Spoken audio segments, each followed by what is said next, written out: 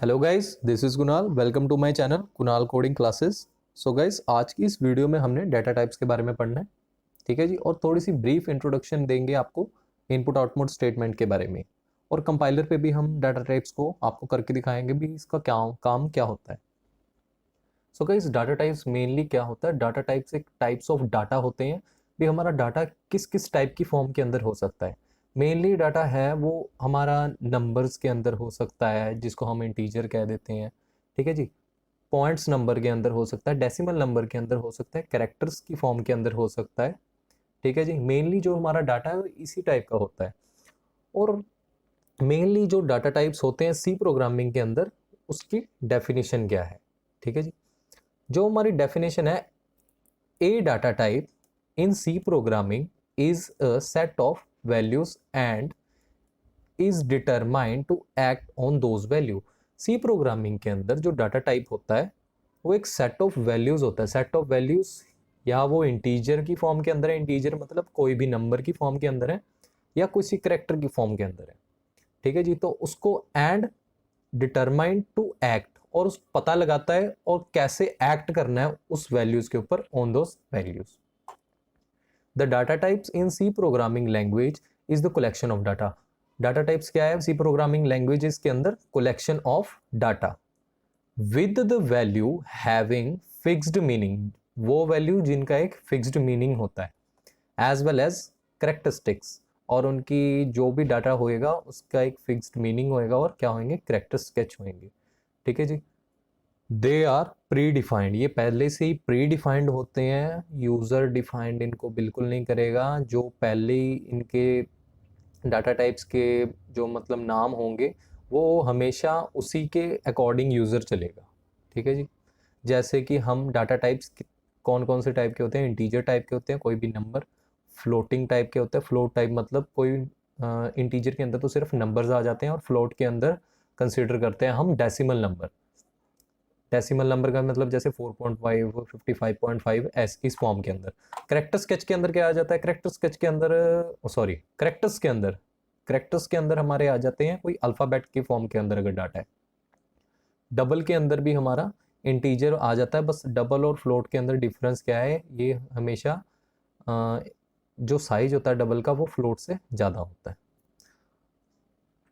So guys, जो data types की types हैं, फर्स्ट टाइप कौन सी है? करेक्टर टाइप्स है, जिसको हम कैर बोल देते हैं सी लैंग्वेज के अंदर, CHAR। कैर किसके लिए यूज होता है? We use this data type, यहाँ पे लिखा है char, we use this data type to store characters in memory. Mainly अगर हमने किसी करेक्टर को स्टोर कराना होएगा अपने मेमोरी के अंदर, कंप्यूटर की मेमोरी के अंदर, तो हम कैर डाटा टाइप का यूज़ करेंगे। इसकी जो मेमोरी है, it's memory size is 1 bytes, ठीक है जी। It's memory size is 1 bytes. We use %C हम यूज़ करेंगे इसको एज फॉर्मेट के अंदर, जिसके अंदर हम इसको दर्शाना होता है, यानी आप कह लो भी किसी अगर कोई इनपुट लेनी है तो भी %C का यूज़ करना है, और अगर कोई आउटपुट हमने प्रोवाइड करानी है तो भी हमको क्या यूज़ करना पड़ेगा? %C, इसको प्रिंट कराने के लिए। वो हम आगे कंपाइलर के अंदर देखेंगे, ठीक है जी। बस मेनली ये बात रखिए, याद रखिए कि जो कैर है वो करेक्टर स्टोर कराने के काम आता है, उसका साइज जो होता है मेमोरी का 1 बाइट है, और we use %C to taking input and print output, ठीक है जी। We can store alphabets characters, हम इसके अंदर क्या क्या स्टोर कर सकते हैं? अल्फ़ाबेट करेक्टर स्टोर कर सकते हैं, जैसे कि राम, रोमन, कोई भी नाम हो सकता है, ठीक है जी। सो गाइस, नेक्स्ट हमारा जो आता है वो आता है इंट। इंट किसके काम आता है? इंट इसके नाम से ही है, integer. We use this data type to store integer number in memory. जो इंटीजर नंबर हो गए, हमने इंटीजर टाइप्स ऑफ डाटा लेना है, वो उसको स्टोर कराना है, तो वो हम इंट फॉर्म के अंदर कराएंगे। सेकेंड पॉइंट के अंदर जो इसका मेमोरी साइज है वो लिखा हुआ है, it's memory size is 2 bytes. इसका जो मेमोरी साइज है वो 2 बाइट्स होता है। We use %D to take input and print output. हम %D को यूज़ करेंगे जब हमने इनपुट लेनी होगी या आउटपुट प्रोवाइड करानी होगी, ठीक है जी। Last point, we can store numbers like 1 2 3 4, जैसे कोई भी टाइप का कोई भी नंबर हो सकता है जो इंट के अंदर हम स्टोर कर सकते हैं। सो गाइज नेक्स्ट आ जाता है हमारा फ्लोट। फ्लोट क्या है? फ्लोट भी एक डाटा टाइप है जो कि यूज्ड होता है हमारा डेसिमल नंबर्स को स्टोर करने के लिए मेमोरी के अंदर। It's memory size is 4 bytes. इसका जो मेमोरी साइज है वो 4 बाइट्स का होता है और हम we use IF to taking input and print output. हम IF नहीं आया, सॉरी, ये LF है जो कि हम यूज़ करते हैं, %LF, जो कि हम इनपुट या आउटपुट के लिए उसको प्रोड्यूस करने के लिए या कह लो उसको टेक करने के लिए इसको राइट करते हैं। वो हम कंपाइलर के अंदर देखेंगे भी इसका क्या वर्क है।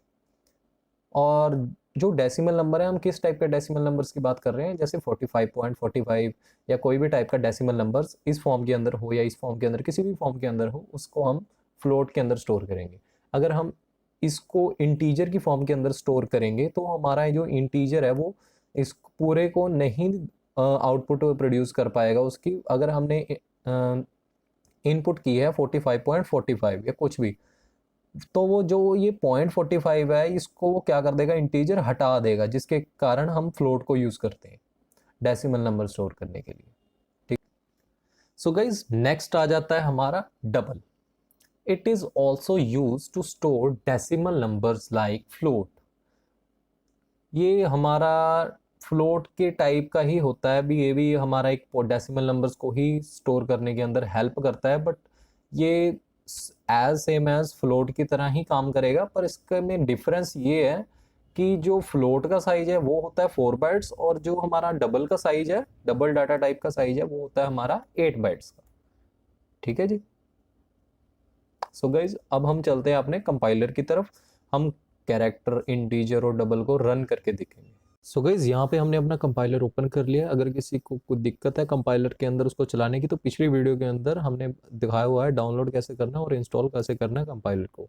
सो सबसे पहले यहाँ हम लिखेंगे #include stdio.h, जो कि हमारी इनपुट और आउटपुट स्टेटमेंट को रन करने के अंदर हेल्प करते हैं। सेकंड के अंदर हमने लिखना है #include conio.h, जो हमारा स्क्रीन को होल्ड करने के अंदर जो हम वेरिएबल्स को या किसी चीज़ को लिखते हैं तो उसको डिफाइन करने के अंदर हेल्प करता है। सो उसके बाद हमने एक मेन फंक्शन बनाना है जिसके अंदर हम अपनी प्रोग्रामिंग करेंगे और इस मेन फंक्शन के अंदर हम जो भी चीज़ें लिखेंगे वो सारी स्क्रीन के ऊपर हमारी काम करेंगी। और यहाँ पे लास्ट के अंदर गेट ch लगाना बिल्कुल मत भूलना, जो कि स्क्रीन को होल्ड कराने के लिए काम आता है। सबसे पहले हम इंट देख लेते हैं।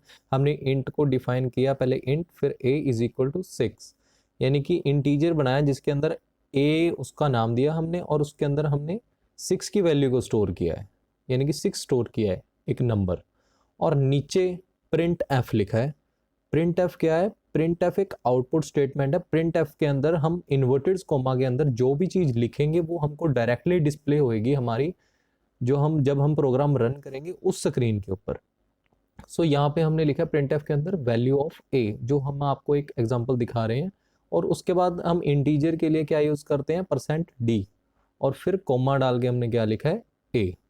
सो गाइस देखा जाए यहाँ पे हमने एक प्रोग्राम बनाया है सिंपल सा, जिसके अंदर सबसे पहले हमने एक बेसिक सा सिंटेक्स याद रखना है, जो #include stdio.h, #include conio.h, और फिर void मेन फंक्शन बनाना है। ये मेन फंक्शन के अंदर जो आप चीज़ें करोगे वही आपकी काउंट होएंगी अपनी प्रोग्रामिंग के अंदर, जो हम ब्लैक स्क्रीन के ऊपर अपनी आउटपुट प्रोड्यूस करेंगे। सो गाइज हमेशा याद रखिएगा हर एक लाइन के बाद आपको कॉलन लगाना है, कॉलन का सिंबल, जैसे कि यानी वॉइड मेन है, वॉइड मेन के अंदर जो इंट a लिखा हुआ है, इंट a = 6, उसके बाद हमने कॉलन का सिंबल लगाया है। अगर आप कॉलन का सिंबल नहीं लगाएंगे, कुछ मिस कर देंगे, तो जो कंपाइलर आपको एरर शो कर देगा। और इंट a क्यों लिखा है हमने, क्योंकि एक एग्जांपल के थ्रू मैं आपको समझाना चाह रहा हूँ भी जो इंट है उसका क्या काम होता है। नंबर स्टोर कराना काम होता है। हमने क्या लिखा, इंट यूज़ करते हैं हम वर्ड इंटीजर को स्टोर कराने के लिए। उसकी एक मेमोरी लोकेशन दी, उसको एक नाम दिया, इंट स्पेस डाल के फिर a नाम दिया हमने। किसी को भी कोई नेम देना है वो स्पेस डाल के देना है हमने, = 6, और फिर कॉलन के साथ उस लाइन को बंद कर दिया। और उसके बाद उसी चीज को हमने प्रिंट कराने के लिए प्रिंट एफ का यूज किया, जो कि एक आउटपुट स्टेटमेंट है। प्रिंट एफ के अंदर हम ब्रैकेट के अंदर लिखेंगे सब कुछ, जो कि हमने जो भी प्रिंट कराना है वो प्रिंट एफ के अंदर लिखेंगे इन्वर्टेड कॉमास के अंदर। जैसे कि वैल्यू ऑफ ए प्रिंट करानी है, हमने वैल्यू ऑफ ए लिख दिया, इज इक्वल टू हमने क्या लिखा, जो हमारा परसेंट डी है। परसेंट डी क्यों लिखा, क्योंकि हम इंट को उसी से डोनेट करते हैं भी। अगर हमने कोई इंट है उसको हमने आउटपुट प्रोवाइड करानी है, जो इंट के अंदर वैल्यू स्टोर है, जैसे कि 6 स्टोर है तो 6 की आउटपुट प्रोड्यूस करने के लिए हमने क्या करना है, परसेंट डी लिखा है, वो भी इन्वर्टेड कॉमास के अंदर। और किस चीज़ की वैल्यू प्रिंट करानी है, क्योंकि प्रिंट एफ को नहीं पता आप किस चीज़ की वैल्यू प्रिंट कराना चाहते हो। हम क्योंकि अभी तो एक बना रहे हैं, हम एक इंट बना रहे हैं, अगर हम काफ़ी सारे इंट बनाएंगे, इंटीजर्स बनाएंगे, तो हम उसके अंदर उनके नाम देंगे, तो उसके नाम के थ्रू वो डोनेट होता है। और इसीलिए हमने कॉमा पाके ए डाला है, जो कि हमारा नाम है इंट का। जो इंट नेम, ए नेम का इंट है, उसकी क्या वैल्यू है, प्रिंट एफ का मतलब ये है। सो इसके बाद हम क्या करेंगे, अपने प्रोग्राम को कंपाइल करेंगे और रन करेंगे। सबसे पहले कंपाइल, कोई एरर नहीं आया, और उसके बाद रन किया, Ctrl+F9 कर सकते हैं, और यहाँ देखिए value of a is equal to 6 आ गई।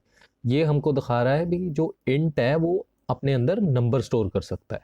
सो गाइज यहाँ पे हम कैर की फंक्शनिंग देखेंगे। कैर जो करेक्टर स्टोर करने के अंदर यूजफुल है। सो हमने कैर लिखा, फिर उसका नेम दे दिया स्पेस डालकर, इज इक्वल टू, और जो भी कैरेक्टर हमने स्टोर करना है कैर के अंदर उसको हम सिंगल कॉमास के अंदर डालेंगे, और कॉलन का सिंबल लगाना बिल्कुल भी नहीं भूलेंगे, जैसे कि हमने आर को सिंगल कॉमास के अंदर लिखा है। उसी तरह नेक्स्ट के अंदर हमने सेम एज प्रिंट एफ लिखा है, प्रिंट एफ इन्वर्टेड कॉमा के अंदर फिर क्या लिखेंगे, value of a is equal to percent c लगाएंगे हम कैरेक्टर को प्रिंट करने के लिए, और कॉमा डाल के ए भी हमने कौन सा कैरेक्टर प्रिंट कराना है उसका नाम बताएंगे। ठीक है जी। सो उसके बाद हमने कैर के बिल्कुल ऊपर क्लियर स्क्रीन लिखना बिल्कुल नहीं बोलना, क्योंकि जो पिछला प्रोग्राम हमने बनाया है वो भी सेम शो हो रहा होता है। सो इसलिए आपने क्लियर स्क्रीन लगाना बिल्कुल भी नहीं भूलना। और उसके बाद एक बार हम कंपाइल करते हैं और देखते हैं, यहाँ पे हमारा एक एरर शो हो रहा है। जो कंपाइलर है हमको एरर भी बता देता है भी किस लाइन के अंदर कौन सा एरर है, किस चीज़ का एरर है। जैसे यहाँ स्टेटमेंट मिसिंग, कॉलन के सिंबल मिसिंग है जी यहाँ पे जैसे। ठीक है। सो यहाँ प्रिंट एफ के एंड में मैं कॉलन का सिंबल लगाना भूल गया। हमेशा याद रखिए हर एक स्टेटमेंट के बाद आपने कॉलन का सिंबल लगाना है। कंपाइल करके रन किया तो value of a is equal to R, is equal to R आना चाहिए, प्लस आ रहा है क्योंकि वैल्यू ऑफ ए की जगह, ए की बाद इज इक्वल टू लगाने की जगह हमने प्लस लगा दिया था।